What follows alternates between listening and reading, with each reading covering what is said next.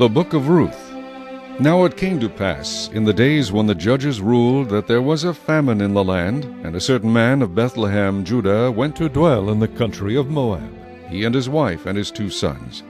The name of the man was Elimelech, the name of his wife was Naomi, and the names of his 2 sons were Mahlon and Chilion, Ephrathites of Bethlehem, Judah. And they went to the country of Moab and remained there.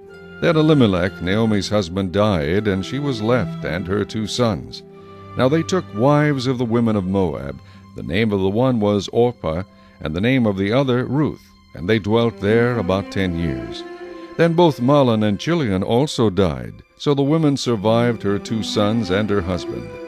Then she arose with her daughters-in-law that she might return to the country of Moab, for she had heard in the country of Moab that the Lord had visited his people by giving them bread. Therefore she went out from the place where she was, and her 2 daughters-in-law with her, and they went on the way to return to the land of Judah. And Naomi said to her 2 daughters-in-law, Go, return each to her mother's house. The Lord deal kindly with you, as you have dealt with the dead and with me. The Lord grant that you may find rest, each in the house of her husband. So she kissed them, and they lifted up their voices and wept. And they said to her, Surely we will return with you to your people. But Naomi said, Turn back, my daughters. Why will you go with me? Are there still sons in my womb, that they may be your husbands? Turn back, my daughters. Go, for I am too old to have a husband. If I should say I have hope, if I should have a husband tonight, and should also bear sons, would you wait for them till they are grown? Would you restrain yourselves from having husbands? No, my daughters, for it grieves me very much for your sakes, that the hand of the Lord has gone out against me.